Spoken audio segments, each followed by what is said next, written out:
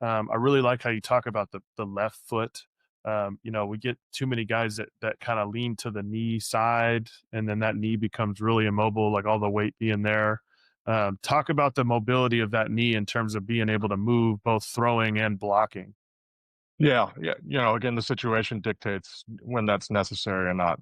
There's still the balance in it. So, like, if you go back to like a traditional catcher setup, I think symmetry and balance is the most critical part of a traditional setup. That still applies in the one knee setup. We shouldn't have 70% right, 30% left. Um, and again, I think even with the foot, you control that. It should be pretty neutral, but you're ready to control it one direction or the other.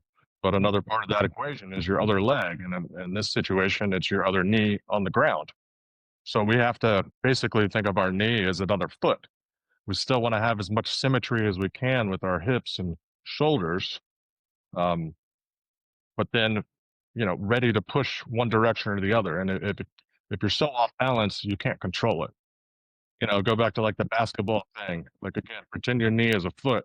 We still want to have symmetry regardless of someone. We're not leaning one way or the other. The same thing applies in this. We just happen to use a knee instead of a foot. But from your femur up, everything should still be lined up. Then we're in control of going left or right.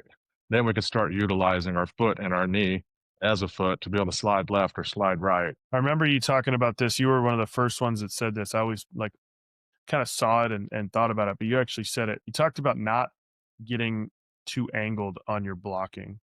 We kind of have that old school thought of that like kind of half circle that all our high school coaches told us to block around. Yeah. Talk They about also when they also told us to frame like this. the box they told Yeah. us that one. Isn't the SEC. Talk a little bit about that idea of keeping the chest square and kind of where that really evolved in terms of helping you keep runners from moving up.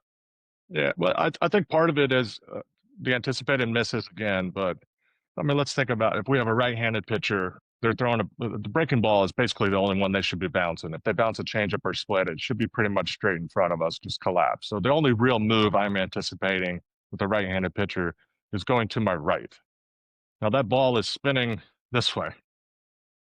So once it hits the ground, it's not going to keep going that way. It's going to go straight. So why would I want to turn like this when it's going to go straight? Like just be straight. Once you get there, it's going straight at that point, you know? Same thing like when you pick it, like when you pick that direction, everyone overshoots it and you get like the heel bang. Like no, it's going to straighten up. If it hits the ground before it hits your glove, like it's going to straighten up. It's going to be a fastball that they basically threw 6 feet further over here. That's where they released it. That's how it ends up playing. Even though it's curving at 90, then it straightens up.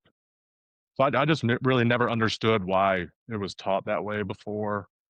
Um, Again, I think there is a time and place. Maybe with runner on third, right-handed slider. For the visual of the base runner on third, maybe you try to steer it a little bit more. Just for his visual, it's between him and I. That's going to deter him from even attempting to come home. But outside of that, like to successfully block and kill it, like straight up on everything, honestly.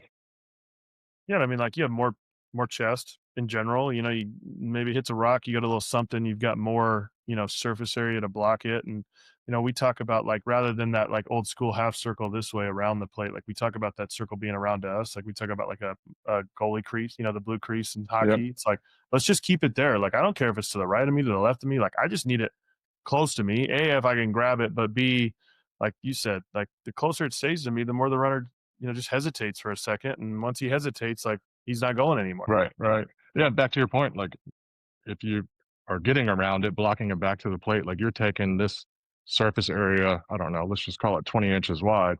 Like now I just turned it into 16. Hmm. Like why not play all 20? For sure. We're not that good.